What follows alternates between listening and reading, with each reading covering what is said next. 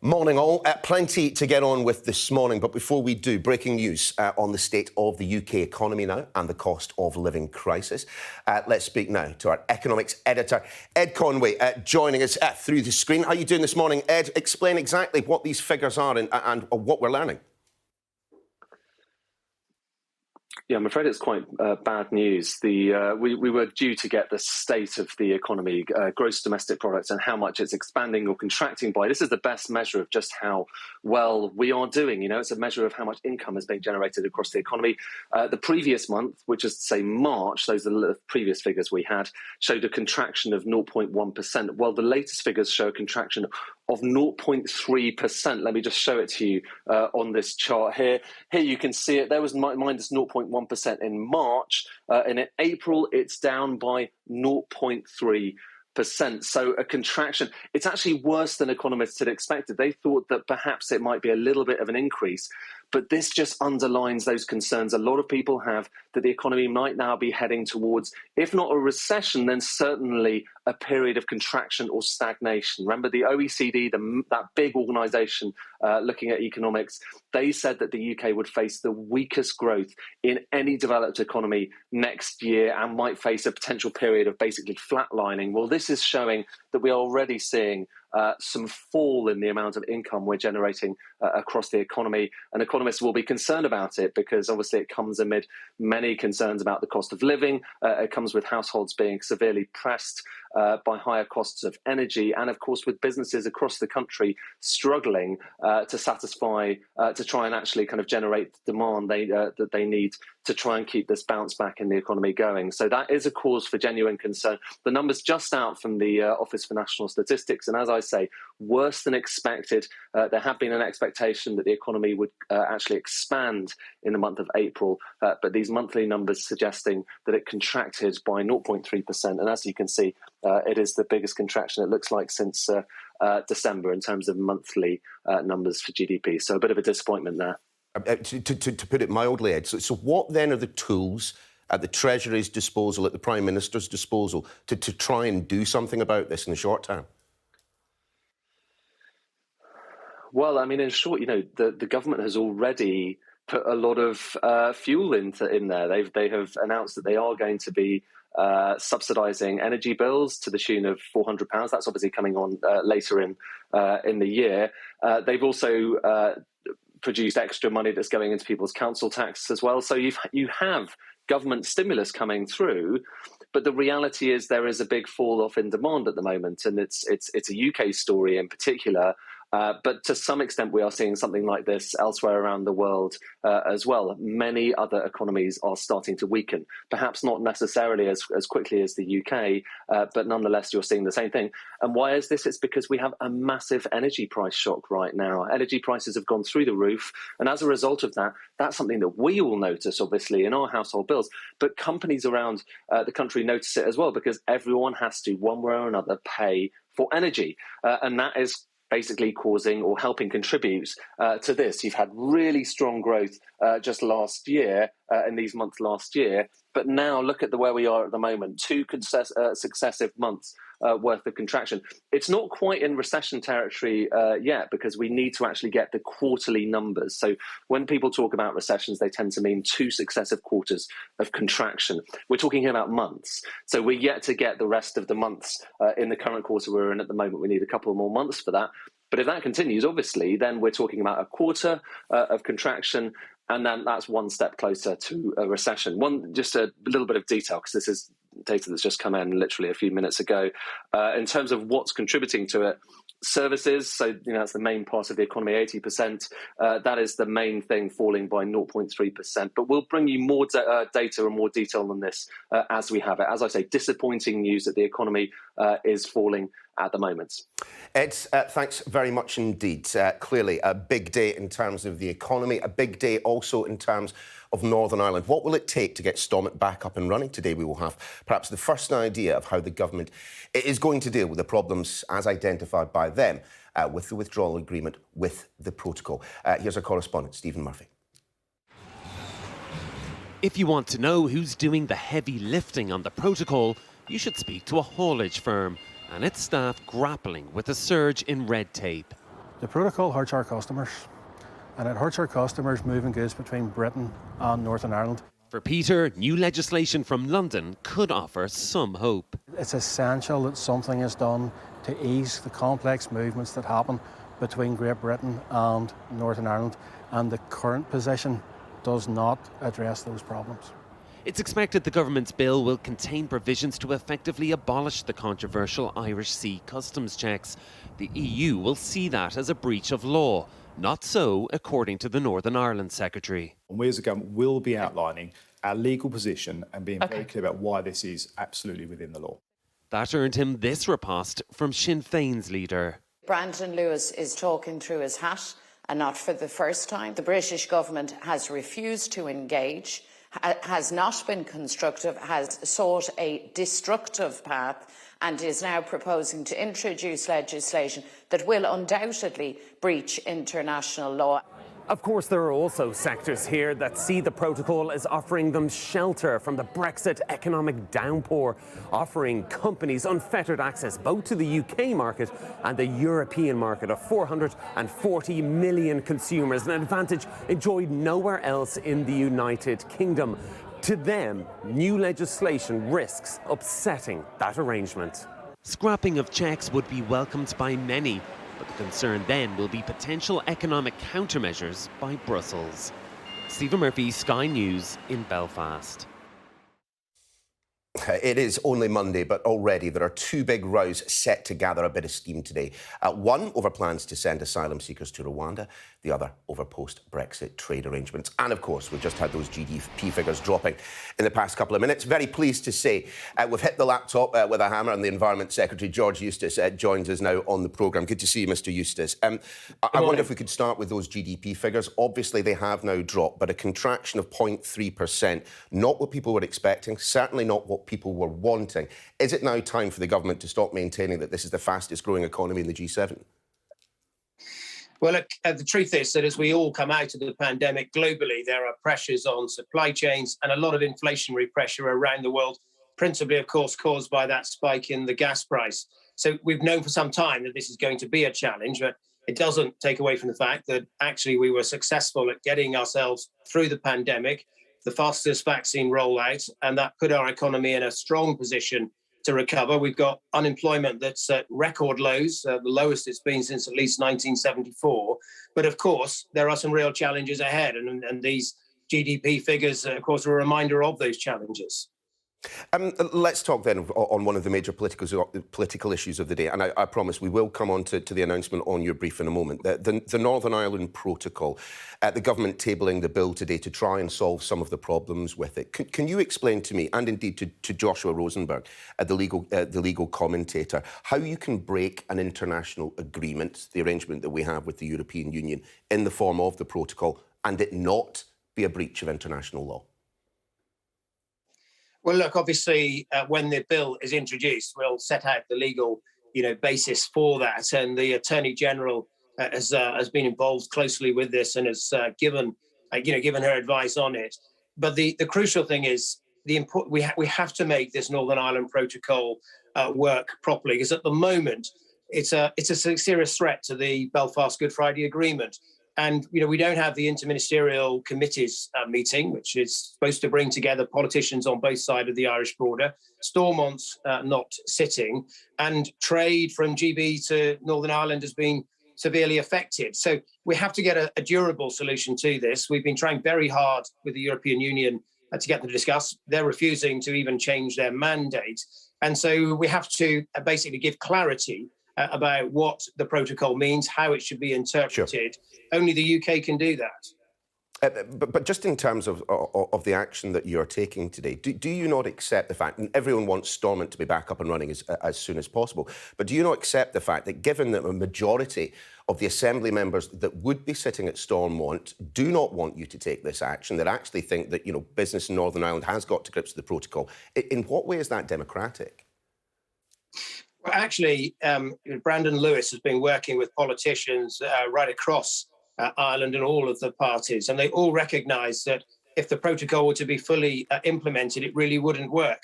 And, you say that people are grappling with it and have got used to it. it's important to recognise that most of the provisions aren't yet being implemented.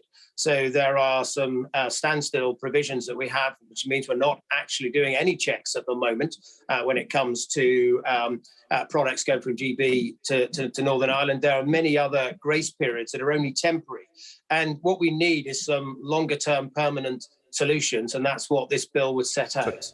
So have the DUP committed then, on the basis of the bill that will be tabled later on today, to return to power sharing? And my understanding is that they haven't, but obviously there's a parallel set of discussions there. We very much want them to get back to power sharing. They're very clear they want to see some progress made, and that we at least get this bill introduced and started. But I know we'll obviously be working very hard to get them back in place. They want to see the issues around the protocol settled, and that's what this government's determined to do.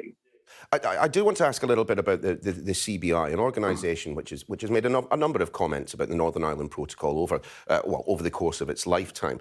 Tony Danker has been accused of interfering in the government's plans to deal with the protocol. A couple of your colleagues briefing the papers along those lines. Do you share that view? Do you think the CBI should, sit down and shut up?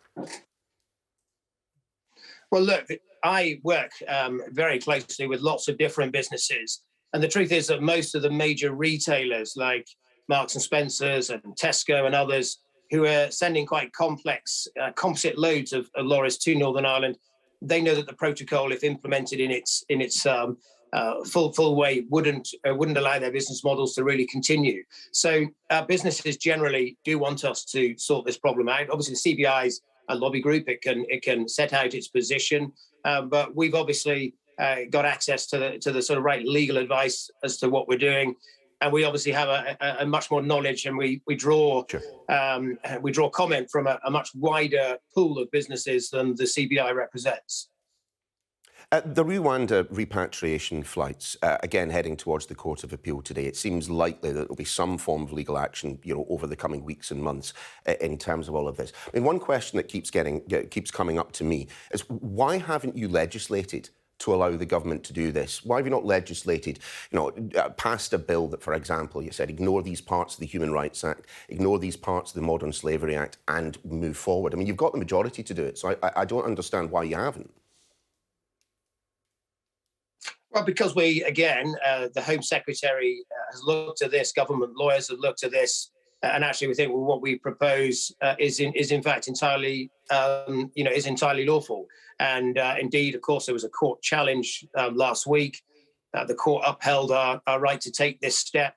And the reason we're doing it is it's very important people understand this. We have a tragic high number of deaths of people trying to cross the channel. And we've got people smugglers that are exploiting that misery and putting lives at risk. And we've got to send a very clear signal that, this isn't something we're going to allow to continue. So as well as, yes, interrupting those gangs, we have to make clear that they're not going to be able to just necessarily come to the UK, that we will process them in a country, at a centre in Rwanda, so that we can actually try and stop the demand in order to stop putting lives at risk. That's why we're doing this. What level of confidence, though, do you have that plane will take off with more than one person on it? Well, look, there was a legal challenge, obviously, in respect of some of them last week. My understanding is that legal challenge failed. Of course, lawyers will continue, to make these sorts of noises, but we put in place an agreement with Rwanda. I think it was a very big step forward when the Home Secretary, Priti Patel, secured that agreement. It's something, actually, that the governments and oppositions have talked about as a potential solution for a very long time, going back some 20 years. And it is, we think, the right thing to do in order to try to address this problem of people putting their lives at risk and putting their lives in the hands of terrible people smugglers. Mr Eustace, I am nothing if not a man of my word, so let's talk about the food strategy that is being launched today. And I wonder if you could speak very directly to Henry Dimbleby, the man whose recommendations the government looked at and moved forward, with some of them. Of course, he's on the programme just a little bit later today. His complaint is twofold, that half of what he recommended has been ignored, and specifically on health. Clearly, we know there's an issue with obesity, particularly in adults, massively in children at the moment. There was nothing really there on health, according to Mr Dimbleby. How would you respond to that?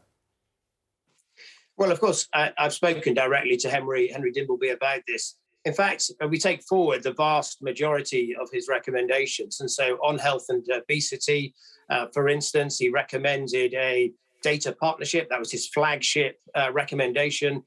We're taking that up because business has access to far better consumer data than government ever can.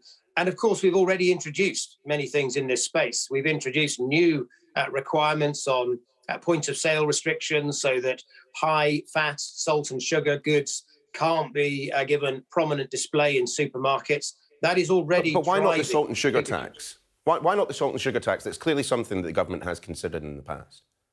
Well, we're already doing. So we have used it where it's appropriate, where it works on, for instance, reformulation of soft drinks, where you can actually take sugar out quite simply.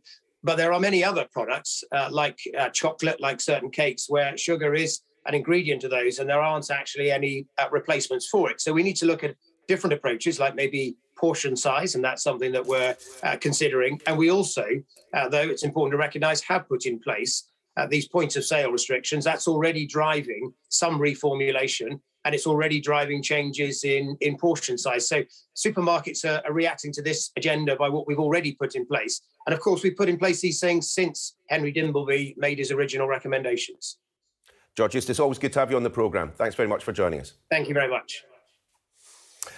We, of course, began our conversation with Mr Eustace there, talking about those GDP stats for April. Of course, as Ed Conway, our economics editor, was saying, we had a drop of 0.1% in March, 0.3% this month. We had a response from the man in control of the nation's finances, the Chancellor of the Exchequer, Rishi Sunak.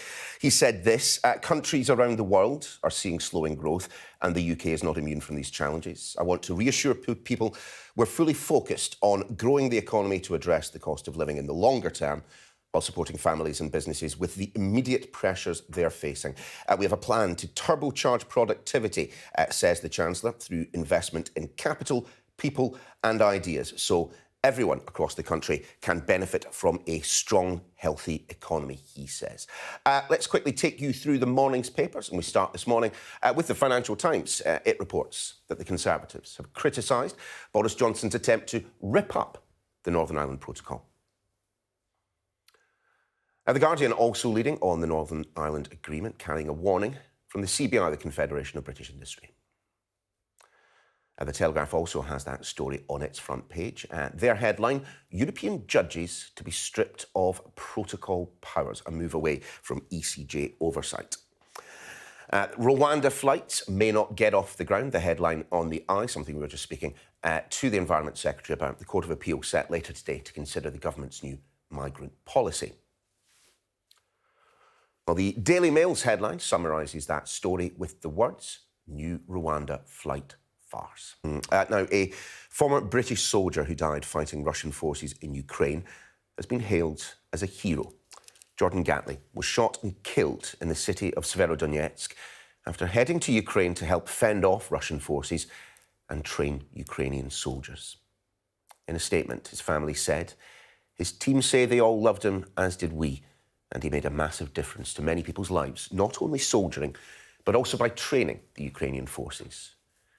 Jordan and his team were so proud of the work they were doing, and he often told me that the missions they were going on were dangerous but necessary. He loved his job, and we are so proud of him. He truly was a hero and will forever be in our hearts. Speaking to Sky News, a friend of Jordan's said he was unique in everything he did. I don't think you'd find a better soldier than Jordan in my books, to be honest with you. He was unique in everything he did. His knowledge of everything was, top tier. I'd say he's my best friend is a bit of an understatement. We were brothers.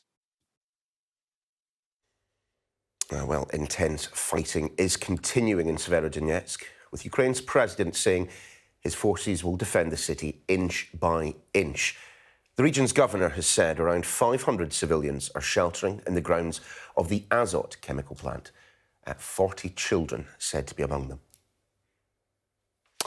Some of the day's other headlines now. And police in Brazil say they have found a backpack, laptop and other personal items belonging to the British journalist Dom Phillips and his colleague Bruno Pereira. The pair went missing a week ago in an area of the Amazon rainforest known for illegal fishing, an industry that the pair were investigating. A colleague of Mr. Phillips, based in Brazil, told us that hope is running out. All the evidence is pointing towards a terrible outcome. It's still a little hope, but it's diminishing fast. There are risks involved in going into a place like the Javari Valley. It has a reputation for illegal mining, illegal fishing. A lot of the people there have guns. It's the kind of place where journalists need to go and find out what's really happening. Otherwise, areas like that become black boxes. And Dom Phillips was trying to find a very important story, and that's why he went there. Senators in the United States have reached a bipartisan agreement on a limited package of measures to improve gun safety, of course, in response to last month's mass shootings. The proposals include tougher checks on gun buyers under the age of 21 and more money for mental health and school safety. President Biden welcomed the agreement as a step in the right direction. Google has rejected the claims of one of its engineers who said the chatbot he was working on had become sentient. Blake Lemoine, who has reportedly been put on leave, told the Washington Post the Lambda chatbot had developed the perceptions of a child. Google told Sky News, however, hundreds of researchers and engineers have worked with the technology, and none of them shared Lemoine's assertions. A 12-year-old boy with brain damage is at the centre of a legal row over his future. His mum says that he is still in there. The hospital treating him say his life support should end. Sky's Sadia Chowdhury has been taking a look. Archie Battersby is a fighter, but for the last 8 weeks after an incident at home, the 12-year-old mixed martial arts enthusiast has relied on a mechanical ventilator to breathe. His doctors at the Royal London Hospital say Archie's brainstem is dead, though they haven't been able to prove that by doing the legally accepted brainstem test. So they've been arguing that it's most likely that he's died. Archie's mother, Holly, says they're wrong. Yeah, I speak to him all the time. He's still Archie to me. You know, he's my child. He looks like he's asleep. He doesn't look like an ill child. If that makes any sense. He still looks angelic. He's asleep. You know, he's resting. His little head's healing. His eyes have started to open, which again, okay, they're small steps, but they're still progressing in the right direction. You know, and that's after sort of like a small amount of weeks. You know, if he was given a few months, I think that it could be quite different. I think we could see some significant changes. But these cases are never about looks. Throughout the last few weeks, the High Court has heard medical evidence. The Trust arguing that blood isn't flowing to Archie's brainstem and therefore they say cells are dead or decaying, a process known as necrosis. The family argue that it's not enough for just a part of the brain to be dead when other parts are working and when the heart is still beating. They want the criminal standard of proof to be applied here.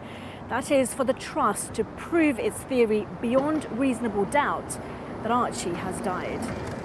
Holly says her son is showing signs of recovery and that this video shows him gripping her fingers. Doctors say it's just friction. They say nurses are experiencing moral distress at the prospect of resuscitating the youngster in what they say is the certain eventuality of his having cardiac arrest. But this case wasn't about the nurses or indeed the family. The judge must decide today what is in Archie's best interest. Sadia Chowdhury, Sky News, at the High Court in London. Now, an Australian newspaper has denied outing the actor Rebel Wilson as it faces outcry over its reporting on her new relationship with a woman. The bridesmaid star shared a photo of herself with Ramona Agruma on Instagram, not that photo obviously, saying, "I thought I was searching for a Disney prince, but maybe what I needed all of this time was a Disney princess," with the hashtag Love is Love. But in a story published by the Sydney Morning Herald, the columnist Andrew Hornery described how Rebel Wilson had supposedly ignored his requests for comment about the relationship earlier that week and instead revealed her own news herself. Heaven forfend. Time for the weather. Warm memories wherever you go. The weather, sponsored by Qatar Airways. I'm reliably informed that Atlantic frontal systems will threaten northwestern parts of the country over the next few days, whilst the high pressure building in the south will bring more settled conditions and increasing temperatures from midweek onwards. This morning, a chilly start in the south, plenty of sunshine. The north will see more extensive cloud with showers and patchy outbreaks of rain. The weather, sponsored by Qatar Airways. Let me remind you of a promise that a rather famous face made in a song many, many years ago.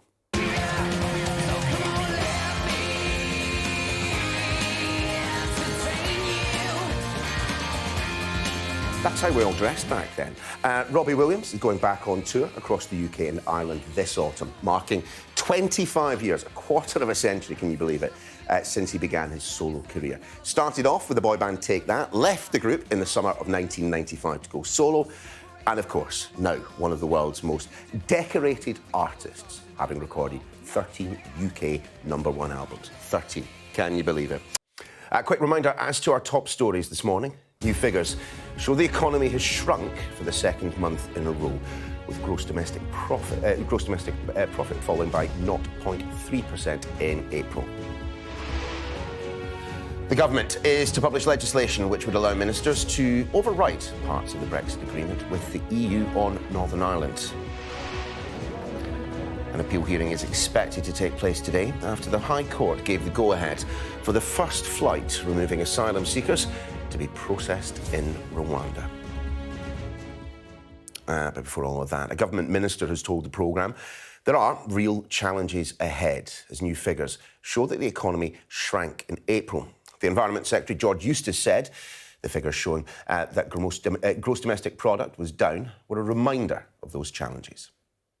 The truth is that as we all come out of the pandemic globally, there are pressures on supply chains and a lot of inflationary pressure around the world, principally, of course, caused by that spike in the gas price. So we've known for some time that this is going to be a challenge, but it doesn't take away from the fact that actually we were successful at getting ourselves through the pandemic, the fastest vaccine rollout, and that put our economy in a strong position to recover. We've got unemployment that's at record lows, the lowest it's been since at least 1974. But of course, there are some real challenges ahead. And these GDP figures, of course, are a reminder of those challenges. Our political correspondent, Ali Fortescue, is in the studio. Morning, Ali. I mean, he's not wrong. I mean, lots of countries have lots of problems, but I've lost count of the number of times I've been told by government ministers that our economy was performing brilliantly, perhaps even better than the rest of the G7. Clearly not. Yeah, and the OECD figures on the weekend showed that we're going to have the slowest growth of any developed economy next year. So I think, you know, the economic backdrop is obviously bad. We've got the Prime Minister on this big domestic agenda blitz. We expect there's going to be a speech with the Chancellor. What he's facing a lot of pressure on is tax cuts. That was something that the OECD did mention as being part of the problem. People like Jake Berry, prominent backbencher, saying that tax cuts would be an important way of cracking on with levelling up. But he sounded quite sort of fiscally conservative a couple of days ago when he was making that speech about housing, saying we can't spend our way out of this problem. Remember, the Chancellor just announced, I think, about £21 billion to help people with the cost of living. So I think the government is going to face pressure when it comes to things like tax cuts. But yeah, more bleak warnings today. And I'm afraid every time we go to our economics editor, Ed Conway, it feels like he's got some more bad news for us. Certainly does. We've got the CBI's chief economist on later on as well, so we'll find out what they're thinking. For now, Ali, thanks very much indeed. But bringing you a little bit more now on government plans to override parts of the Brexit agreement, set to be published a little later today. I'm joined now by the former Permanent Secretary at the Department for Exiting the European Union, Philip Rycroft. Philip, great to have you in the programme this morning. Look, clearly, we are waiting for the bill to be tabled, and until it has been, we don't know the full details of what will be in it. But from your reading of what has been sourced to the newspapers, leaked to the newspapers, is this a breach of our international commitments? Well, it has been heavily trailed, and expect to hear a lot today about red channels and green channels and dual regulatory environments, about VAT rules, about the role of the European Court of Justice. This isn't a modest tinkering with the protocol. This effectively seeks to give the UK government leeway to remove any aspect of the protocol that it doesn't like. So it effectively guts the protocol. The government says, and Brandon Lewis, the Secretary of State for Northern Ireland, was on the news yesterday, saying, oh yes, this respects international law. I suspect that claim will be greeted with some doubt by many outside of government, and will be very vigorously challenged, both within our own parliament, but also by the European Commission and others internationally. Yeah, I mean, it's been donkeys years since I studied public international law, but my reading of events seems to be that the government is suggesting that because, in their view, the European Union is not negotiating in good faith, they're not acting in good faith, that gives them the opportunity, under the withdrawal agreement, under the Northern Ireland Protocol, to go back to square one. Well, that is an interpretation. I think the common sense interpretation of this would say you signed up to a deal not very long ago in good faith. There are mechanisms to resolve disputes within that deal, but what you choose to do instead is to rewrite the deal unilaterally. Now, if that approach was taken to international deals generally, that would essentially be the end of the international order. The UK, let's not forget, is a country that is seeking to position itself as an international leader, upholding the respect for the rule of law. So this is not a good look. There will be legal arguments around it, but as I say, the common sense view would say that this is not the sort of approach that a country that is seeking international respect should take to its international obligations. So what then will be the response from the European Union to all of this? I mean, you could hardly describe ourselves as sleepwalking, given that we're discussing it on television, but are we perhaps marching towards a trade war with our hands over our eyes a little bit? Well, that is the risk. So the European Commission today won't throw its toys out of the pram. It will seek to demonstrate that it is the adults in the room. So it will take a measured response today, but it will be very, very clear that if the UK progresses with this, that the European Commission, European Union will take appropriate action. That can be modulated over time. It won't happen overnight. But at the end of the day, if this is carried through and the UK pushes this to the extent of essentially disapplying the protocol, then there is a risk of a full-blown trade war with the EU, which would result in the EU withdrawing from the not just from the protocol, but from the whole trade and cooperation agreement.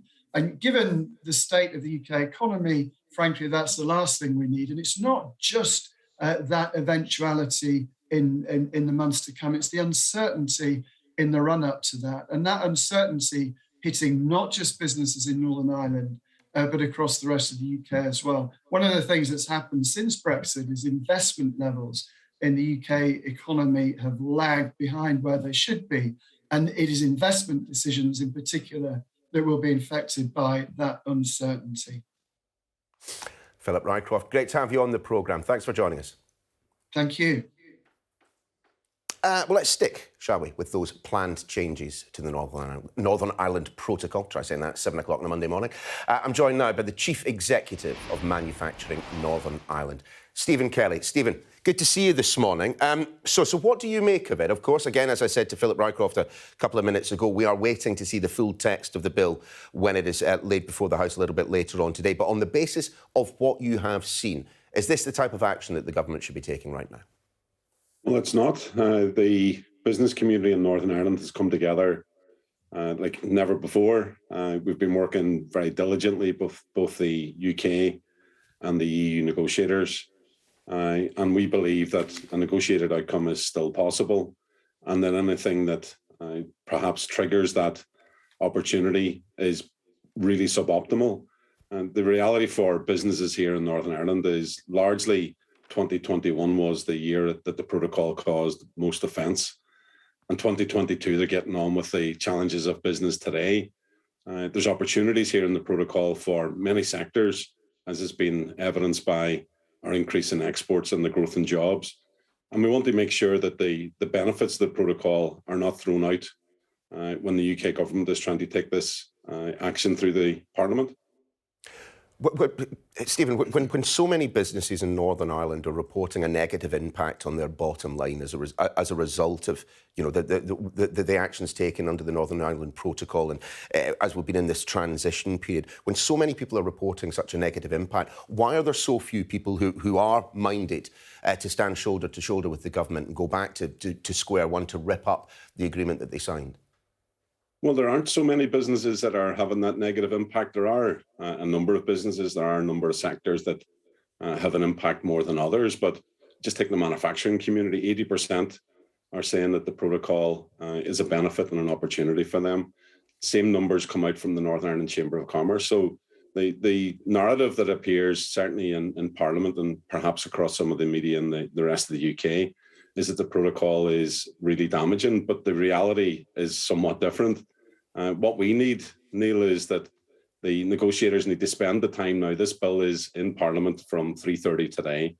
The UK and the EU need to spend the time that bill is taking its passage through Parliament to sit down and actually negotiate.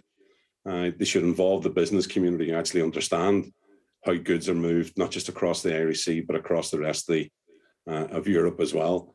There's an opportunity here for Northern Ireland. Excuse me. There's an opportunity here for Northern Ireland that will build our prosperity and in return cement our peace.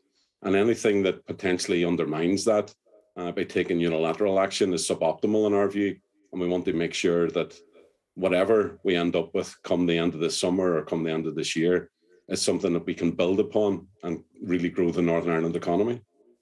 Stephen, clearly, and you mentioned it yourself a moment ago, I mean, you are closer to the two negotiating teams than I will be. I, however, speak quite regularly, publicly and and privately, to people within and around government. And they are consistently saying to me at the moment that in terms of negotiating with the European Commission, the EU is acting in bad faith. What is your view of that? I wouldn't agree that they're acting in bad faith, but I would certainly agree that they've really sat on their hands for a number of months now. They took an assessment, perhaps back in February, that they wanted to wait until the Northern Ireland Assembly elections were complete and see where the cards fell in terms of our Parliament. I think that was a mistake. I think that the EU really should have been using the period from March until June to negotiate. Maybe if one thing good comes out of the laying of this legislation today and this bill today is that the EU will kick into action. Certainly the ideas are there in terms of resolving these issues. The EU are closer on customs than we were this time last year. We're nowhere at all at this point in time on the issue of what they call SPS.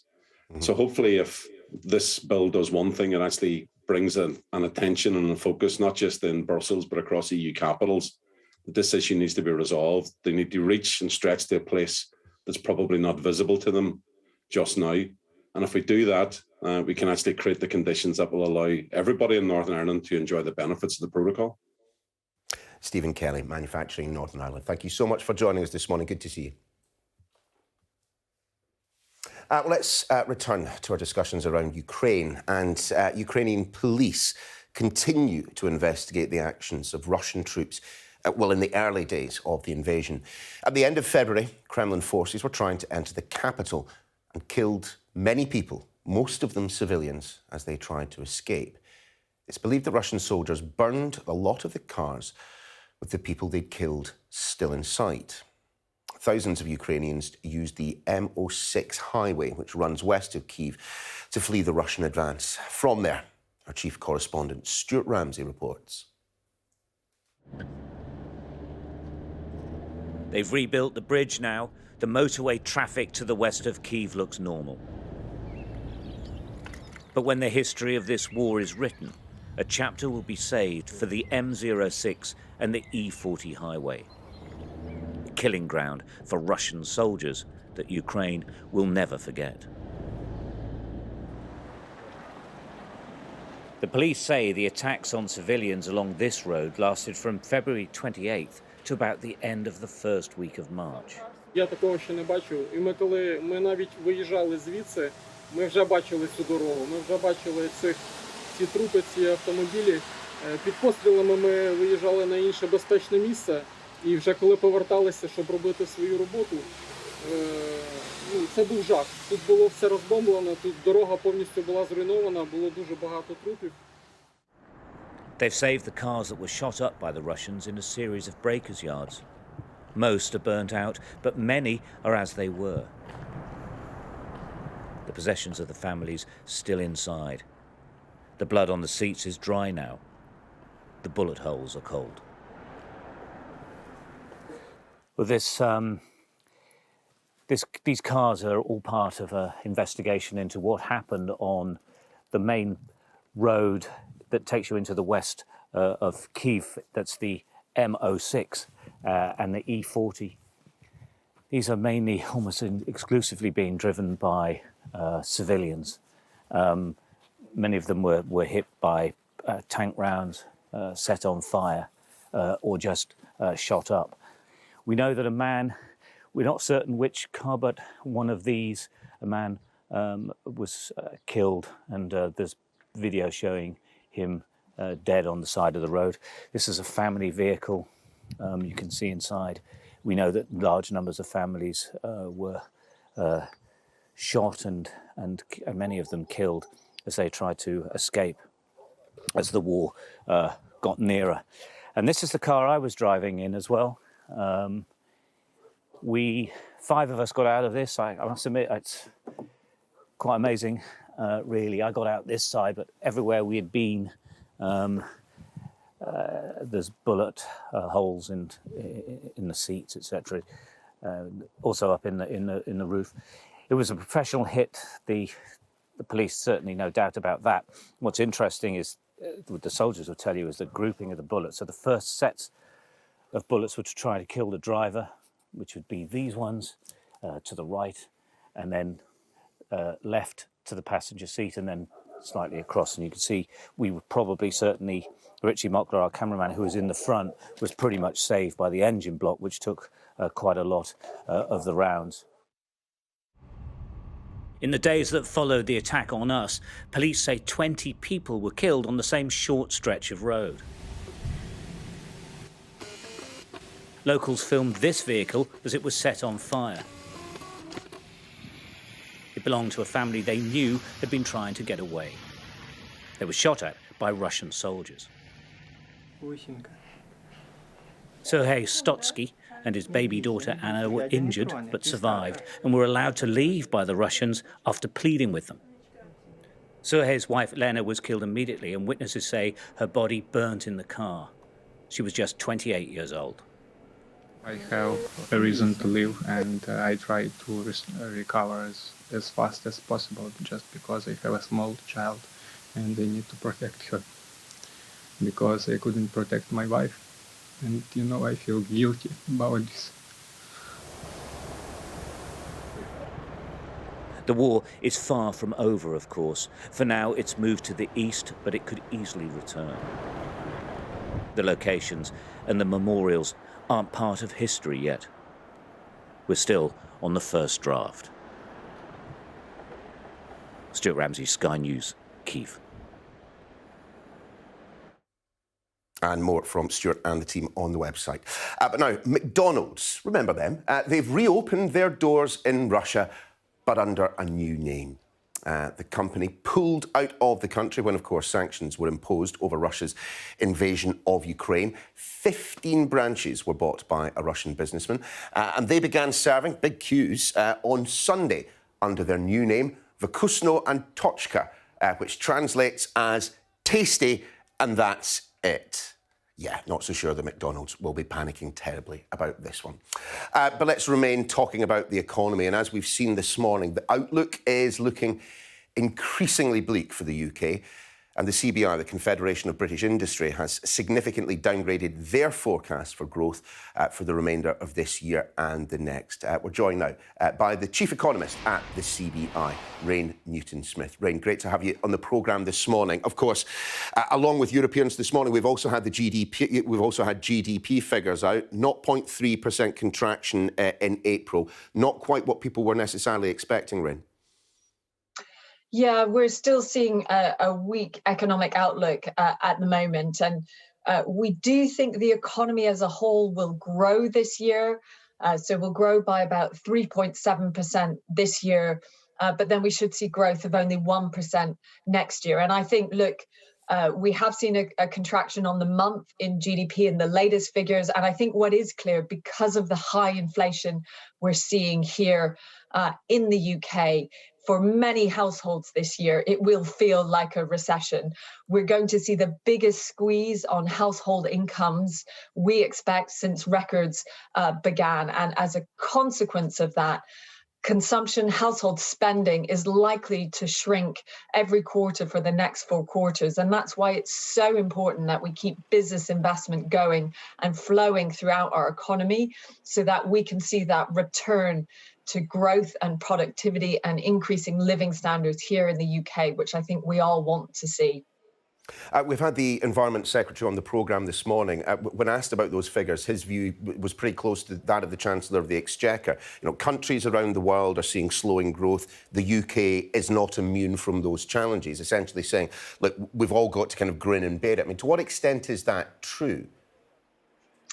I mean, look, as we've seen, and just that report we're showing us now, the devastating war in the Ukraine is having economic consequences here, though, of course, our thoughts are immediately with the devastating human toll that it's having. But yes, we've seen rising global energy prices, rising global commodity prices, and that is creating headwinds for so many economies. So yes, it's partly about global factors that are pushing up inflation. But I think it's wrong to say there isn't things the government here can do. We've already seen the Chancellor act to help support the most vulnerable households in our society. But there's much more he could be doing now to help get business investment going next year. He's been bold in having a super deduction. That's an incentive to really bring forward and increase business investment. But that comes to an end next year. And that's exactly when we need to see the engine of growth continuing here in the UK. So we need to see a permanent investment allowance. And we should see the government accelerating our transition to a net zero economy. Now is the time to really be investing in renewable energy and making our homes warmer, more energy efficient. The government have had some programs to help vulnerable households make their homes more energy efficient. But we haven't seen the latest round of that. We could absolutely be accelerating what we're doing now to get on with delivering growth in this country. I mean, I suppose then from what you're saying, Rain, that the last thing we really want right now is a trade war with the European Union, something that a few people are suggesting, you know, could result from the changes that we're making to the Northern Ireland Protocol. Where do you fall on that? Look, we need both sides to absolutely stay at the table. We need a negotiated outcome. The Northern Ireland Protocol is working on the ground, but it can absolutely be improved. And so for that, we need both sides to stay at the table. We need flexibility from both sides. Unilateral action from either side is really not going to help. We don't need the UK to walk away from this, but we do need to see more flexibility from the European side. We absolutely need to ensure we have a good trading agreement with our biggest trading partner. I mean, are you perhaps frustrated at the Chancellor and others in Whitehall at the moment then, Rain? I think what we're asking for is to see the same commitment and energy and with getting growth going in our economy as we saw during COVID. We've seen the Chancellor be bold before, and he has acted to support vulnerable households in this latest crisis. But I think we want to see that spirit from across government to really get on with the things that are under their control. I don't think now is the time to play politics. We need to see the focus on action, on policies that will deliver for businesses and households throughout the economy. Rain Newton-Smith, the CBI, lovely to have you on the programme this morning. Take care. Thank you. Let's take you through some of the best pictures making the papers today. Here's The Guardian, the old and the new.